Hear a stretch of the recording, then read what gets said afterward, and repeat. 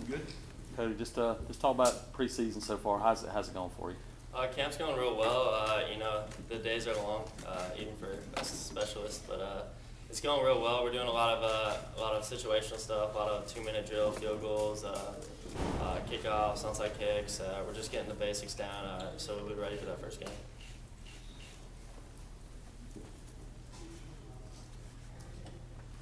Talking about I guess with this weather, the importance of an indoor facility where you can kick is probably been pretty huge for you guys so far. Oh yeah, it's phenomenal. Back in 2010, my freshman year, we had the small indoor.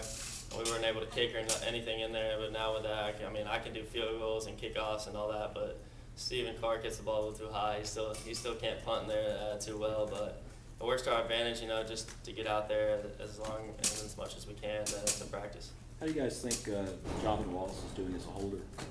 He's doing good. He's a work in progress, I'd say.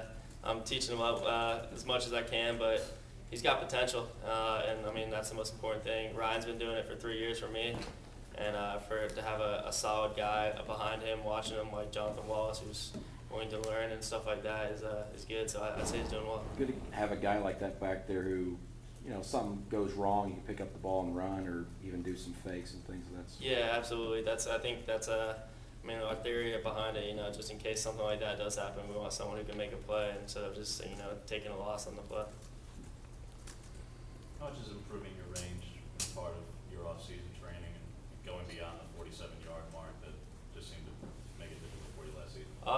It's been good. I focused most of my kicks from I'd say 40 to 50 yards, seeming that those were most of my misses last year. It wasn't anything I would say to do with my distance. I feel comfortable with hitting far field goals. Just so happened that those are the ones I missed last year, and so I've been working on that a lot, along with being more accurate from those. Along with hitting 55-yard field goals, you got to be hitting them straight. So both of those have played a huge role. Coach Russell's got our legs; she's stronger than ever, and so I feel comfortable going into the season with the farther field goals this year. Are you focusing on those longer field goals maybe more than you were a year ago? Maybe a little bit.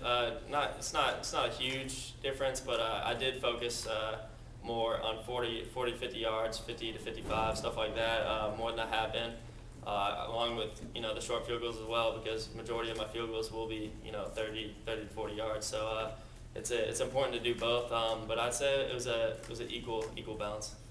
How's Daniel look so far? He looks really good. Like I tell people, he's got a big leg, and he's a big kid. He's built like a punter that's kicking pretty much.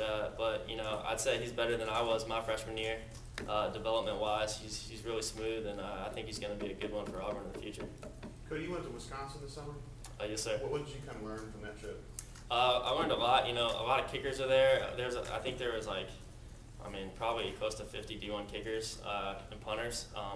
And just competing with other guys, just seeing where you add up, and I did really well at that camp, and I think that just helps you and motivate you to kind of just seeing where you are with other kids throughout the nation, just kind of puts you on a pedestal and gives you confidence going into the season.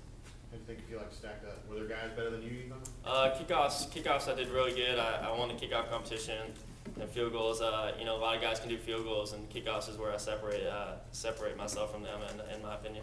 What did Jason Duffner tell you guys today? What was that like?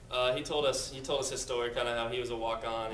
Jason Duffner's an incredible golfer, true Auburn man, and he just wanted to share his little story with us, telling us to keep persevering and don't forget about last year and go in this year with kind of battle wounds and just go out with that and win some games this year. You bring the trophy with him? He did. I saw it during practice. I wanted to take a look at it, but we weren't able to see it. They took it away before we could. I think it's somewhere in here if you want to go find it. So. Do you play golf? I do, yes, sir. Have you watched Duffner play much? Yeah, I do. I played a decent amount this summer with a couple teammates, Jake Holland, Trent Fisher, Reese Smukes. We played every now and then. We'd love to play with Duff. He would show us up, obviously, but it would be fun to play with him. Anything else he told you guys about mental toughness or anything like that? That's just, that's been a big thing. Coach Malzahn, when Duffner was out there, he mentioned mental toughness just because, I mean, golf and the pressure, you know, you got that tiny little ball and you just got to, golf is compared to kicking a lot, just in that aspect. So I can relate to him in some of those things. But it's just about doing your job and going out there and executing.